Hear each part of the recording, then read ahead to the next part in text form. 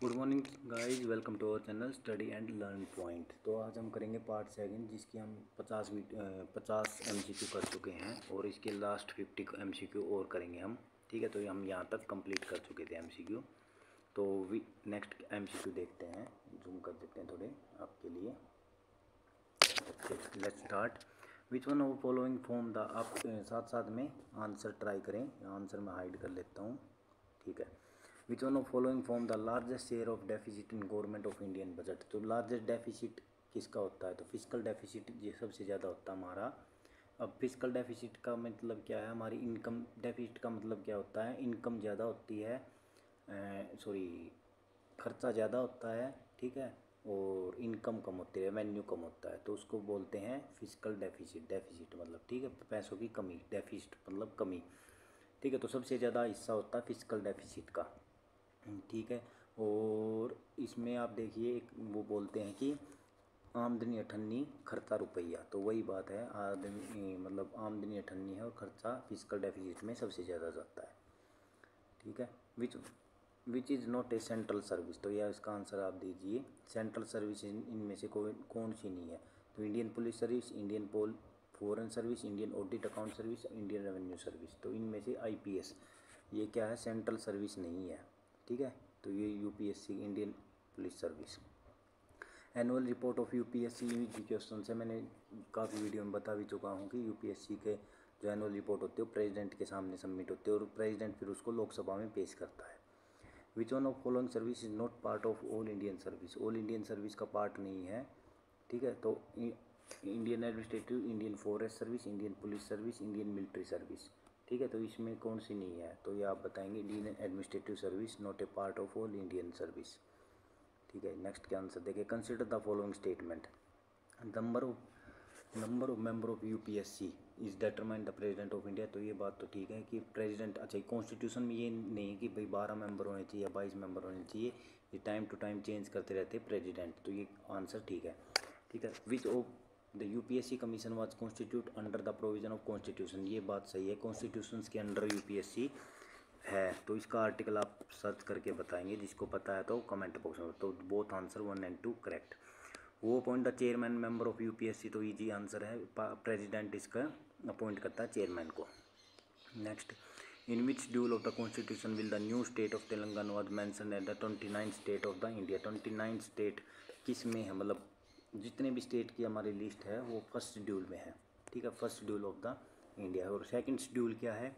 Salary से related है। ठीक है, और फोर्थ शेड्यूल क्या है? राज्यसभा की सीट। अब सीट जो चेयर होती है उसके 4 वो होते हैं पाए, तो फोर्थ शेड्यूल मतलब सीट से रिलेटेड है, राज्यसभा की सीट्स। ठीक है। अच्छा, सेकंड शेड्यूल मतलब सैलरी दो, मतलब ऐसे नहीं बोलते हम मुझे मेरी सैलरी दो, तो ऐसे सैलरी दो, तो ये आप शॉर्ट ट्रिक्स अपना के याद कर सकते हैं। तो फर्स्ट शेड्यूल इसका आंसर हो गया। Next, when was the mandate that candidate and election should file with nomination paper in affidavit recording the particulars of the spouse and the deficient enforced at the general election for the first time। तो यह question पढ़िए फिर मैं समझाता हूँ। ठीक है, तो इसका आंसर क्या है कि भाई कहाँ से स्टार्ट हुआ था? जब कैंडिडेट था जो इलेक्शन में खड़ा होता है उसको नॉमिनेशन पेपर देना होगा और एक एफिडेविट रिकॉर्ड देना होगा कि भाई उसके स्पाउस और डिपेंडेंट की उस पर डिपेंडेंट हैं। ठीक है, और उसके एक एफिडेविट देना होगा रिकॉर्डिंग में। ठीक है, और नॉमिनेशंस के टाइम में, तो इलेक्शंस में जब खड़ा होता है तो नॉमिनेशन के टाइम में उसको एक पेपर्स वगैरह सबमिट करने होते हैं। तो ये कहाँ से स्टार्ट हुआ था? तो इसका आंसर आप दीजिए, तो हिमाचल प्रदेश से। ठीक है। National political party one which receive 6% of total vote polled in. तो नेशनल पॉलिटिकल पार्टी जो रिसीव करते हैं 6% ऑफ टोटल वोट, तो कितने स्टेट में होने चाहिए? ठीक है, तो 4 और मोर स्टेट, तो इसका आंसर होगा C।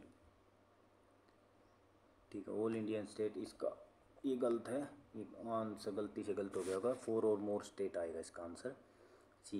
What is the minimum age prescribe Indian for citizen to cast their vote. ये तो आपने भी कास्ट की होगी, 18+ होते ही आप कास्ट कर सकते हैं। पहले कितनी एज थी? 21 एज। ये आप बताएंगे कौन से अमेंडमेंट में ये चेंज किया था? एज को 21 से 18 किया गया था। The election dispute regarding the election of president vice president can be heard by, जो इलेक्शंस के डिस्प्यूट होते हैं वो इलेक्शंस कमीशन ऑफ इंडिया सुनता है। तो आप ये सोच रहे होंगे यहाँ पे ये रहा आंसर, नहीं है ये, ठीक है। तो यहाँ पे आएगा सुप्रीम कोर्ट, तो इसका आंसर होगा सी।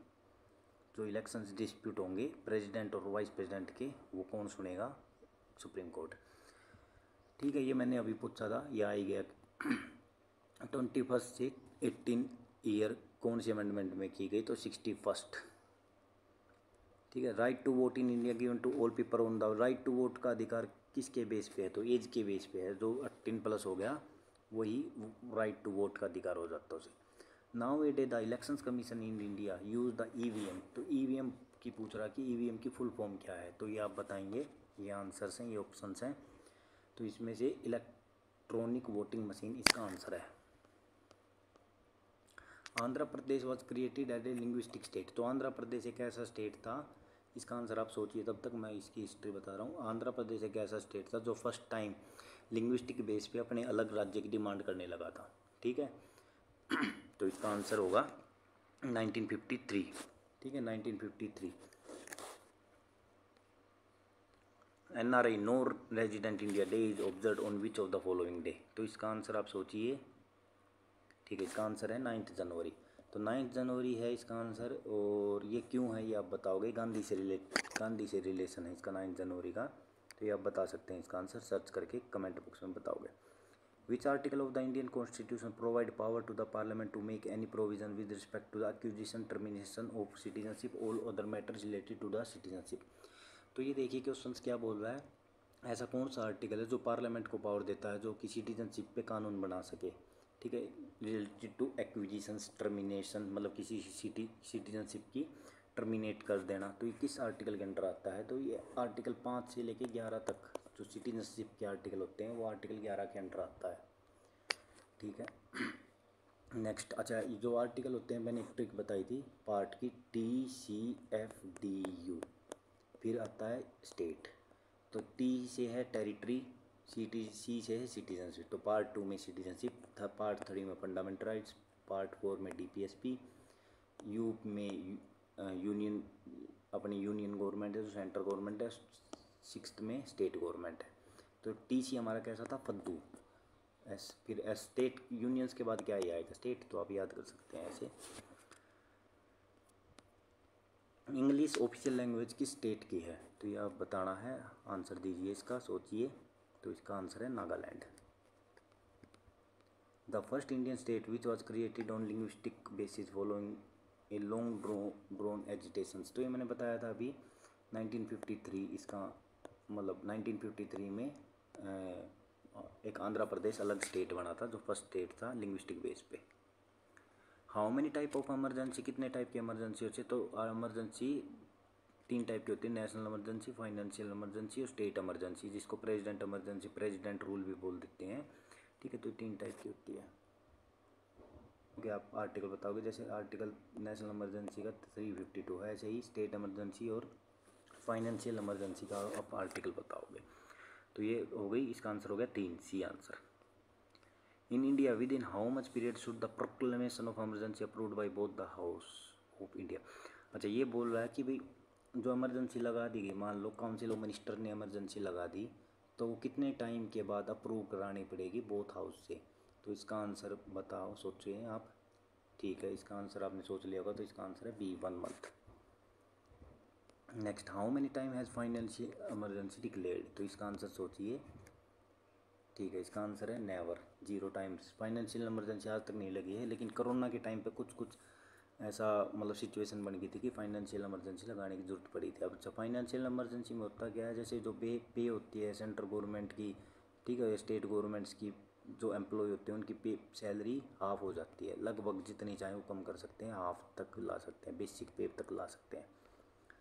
Under which of following circumstances can the national emergency under article 352 of the Indian constitution B proclaimed, तो ये पूछ रहा है 352 में, आर्टिकल 352 में हम इमरजेंसी किस हिसाब से लगा सकते हैं? तो इसका आंसर आप सोचिए, ठीक है। फेलियर ऑफ कॉन्स्टिट्यूशन मशीनरी, ये तो स्टेट इमरजेंसी लगती है, कोई मान लो कॉन्स्टिट्यूशनल को फॉलो नहीं कर रहा तो state emergency. Break down of law and order, ऐसा कुछ नहीं है। इंटरनल डिस्टर्बेंस, ये देखिए पहले होता था, जैसे इंदिरा गांधी ने जो इमरजेंसी लगाई थी वो इंटरनल डिस्टर्बेंस के बेस पे लगा दी थी, लेकिन इसका ठीक आंसर है वॉर, एक्सटर्नल एग्रेशन और आर्म्ड रिबेलियन। तो यहाँ पे word 44th constitutional amendment act में आर्म्ड रिबेलियन वर्ड जोड़ा गया था कि जब तक आर्म्ड रिबेलियन नहीं होगा जब तक नेशनल इमरजेंसी नहीं लगा सकते। पहले इंटरनल डिस्टर्बेंस, तो कुछ किसी भी बात को, छोटी बात को इंटरनल डिस्टर्बेंस बोल के इमरजेंसी लगा सकते थे। तो कॉन्स्टिट्यूशन को स्ट्रॉन्ग बनाने के लिए इमरजेंसी एकदम नशे ना लगे तो आर्म्ड रिबेलियंस वर्ड यूज लगाया गया। नेक्स्ट देखिए, how many spokes are there in Dharma Chakra Ashoka Chakra depicted on the national flag. तो नेशनल फ्लैग में जो ये बीच में होते हैं, ठीक है, ये इस टाइप से होते हैं, तो ये कितने होते हैं ये आपको पता होना चाहिए। इसका आंसर सोचिए आप, ठीक है, इसका आंसर है C24। Which is national flower of India, ये आपको पता होना चाहिए, इजी क्वेश्चन है, ठीक है, इसका आंसर है lotus. Indian borrowed the concept of sovereignty of parliament, sovereignty word कहाँ से लिया गया था, तो ये इजी आंसर है चाइना, इसका आंसर हो ही नहीं सकता, चाइना से हमने कुछ नहीं लिया। फ्रेंच से हमने क्या वर्ड लिए थे, लिबर्टी वाले, लिबर्टी, इक्वलिटी, फ्रेटर्निटी, ठीक है, और ब्रिटेन, तो इसका आंसर ब्रिटेन होगा। ब्रिटेन से हमने पंचवर्षीय योजना, सॉरी रसिया से हमने पंचवर्षीय योजना वगैरह ली थी, तो इसका आंसर ब्रिटेन होना चाहिए, ठीक है, Britain. What is the scientific name of national animal tiger of India, ये क्वेश्चन काफ़ी बार आता है, जो वन लाइनर एग्जाम होते हैं, वन एग्जाम होते हैं, उनमें काफ़ी बार पूछा जाता है। तो ये आपको टाइगर से टिग्रिस आपको दिख रहा होगा, इसका आंसर होगा टिग्रिस। आपको ये पूरा नाम याद करने की जरूरत नहीं है, टिग्रिस ने याद कर सकते हो। Supreme court of India was inaugurated on, तो सुप्रीम कोर्ट कब बना था, ठीक है, तो हमारा कॉन्स्टिट्यूशन कब बना था, बन के तैयार हो गया था 26 नवंबर 1949 को, ठीक है, 26 जनवरी 1950 को कॉन्स्टिट्यूशन लागू कर दिया गया था। उसके 2 दिन बाद क्या बना था, सुप्रीम कोर्ट का इनोग्रेशन हुआ था। At present how many member are there in supreme court, तो सुप्रीम कोर्ट में एट प्रेजेंट कितने मेंबर्स हैं, तो इसका आंसर आप बताएंगे, ठीक है, 31 जज है। In which the supreme Court ruled that the senior most जज of supreme Court should alone be appointed to the office of Chief Justice of India, तो किस केस में ये बोला गया था, जो सीनियर मोस्ट जज होगा वो ही CJI बनेगा। तो अब तक 3 जज केस हो चुके हैं जिन पे मतलब फाइट हुई है सेंट्रल गवर्नमेंट और सुप्रीम कोर्ट के बीच में। तो सेकंड जज केस में क्या बोला गया, जो सीनियर मोस्ट जज होगा ना वही क्या होगा, हमारा मतलब चीफ जस्टिस ऑफ इंडिया होगा, ठीक है, इसका आंसर सेकंड जज case.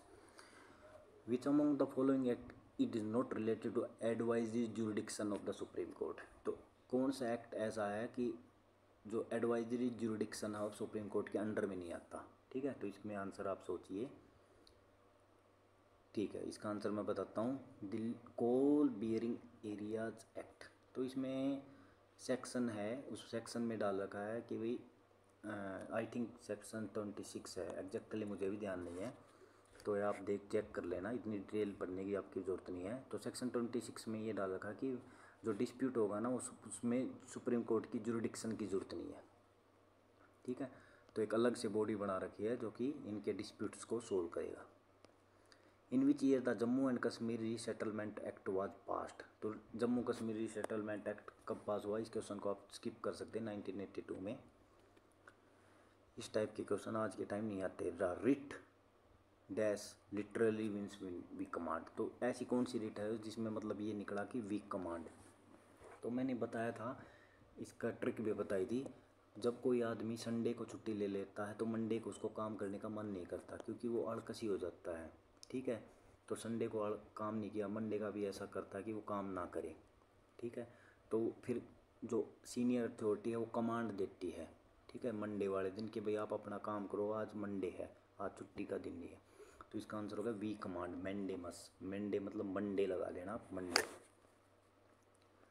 Which among the following article of DPSP of state policy deals with the promotion of international peace and security, तो मैंने इसकी ट्रिक बताई थी 51 को आप आई कर दो, इंटरनेशनल पीस एंड सिक्योरिटी, तो इसमें आंसर हो गया ए, ठीक है। Who among the following right was described by doctor Ambedkar as heart and soul of the constitution, तो heart and soul of the constitution किस राइट्स को बोला डॉक्टर भीमराव अम्बेडकर जी ने? तो इसका आंसर आप सोचिए। ठीक है, राइट टू कॉन्स्टिट्यूशनल रेमेडीज इसका आंसर होगा। राइट टू इक्वलिटी कौन सा आर्टिकल के अंदर आता है? आर्टिकल 14 से लेके 18 तक। ठीक है, राइट टू इक्वलिटी क्या है? आर्टिकल 14 से लेके 18 तक। ठीक है, तो आर्टिकल 14 से लेके 80 तक क्या है? Right to equality. अच्छा, पहले मैं इसका आंसर बता देता हूँ। Right to constitutional remedies article 32 के अंडर जो आता है, वहाँ पे आता है डॉक्टर भीमराव अम्बेडकर ने heart and soul of the constitution बोला। ठीक है, अच्छा ये देखिए, मैंने एक ट्रिक बताई थी। E right to equality, FERCR। तो right to equality, right to freedom, right against exploitation, right of religions, constitutional cultural and educational right, और फिर CR लगा देना, कॉन्स्टिट्यूशनल रेमेडीज। तो यहाँ पे 5 आर्टिकल हैं, यहाँ पे 4 2 4 2 ऐसे याद कर सकते हो आप। 5 तो मतलब 14 से लेकर 18 तक तो राइट टू इक्वलिटी। तो 18 से फिर 4 आर्टिकल, 18 से 22 तक राइट टू फ्रीडम्स। ठीक है, 22 फिर 23 24 EFE राइट अगेंस्ट एक्सप्लॉयटेशन 23 24। फिर 4 25 26 27 28 ये राइट ऑफ रिलीजन्स। ठीक है, फिर 29 30 कल्चरल एंड एजुकेशन राइट। ठीक है, फिर आप आगे कॉन्स्टिट्यूशनल रेमेडीज आर्टिकल 32। ठीक है, 31 आर्टिकल आप सोच रहे हो 31 कहाँ गया? तो 31 आर्टिकल यहाँ पे राइट टू प्रॉपर्टी था, जैसे ये ऑप्शन बी है। ठीक है, तो ऑप्शन बी आज के टाइम मतलब राइट टू प्रॉपर्टी आज के टाइम फंडामेंटल राइट्स नहीं है। वो आप बताएंगे कि कौन सा राइट है, लीगल राइट्स है या फंडामेंटल राइट्स, इनमें से बताओ आप। 5 year plan finally approved by, 5 year plan को फाइनली अप्रूव्ड किसने किया था? नेशनल डेवलपमेंट काउंसिल ने, NDC।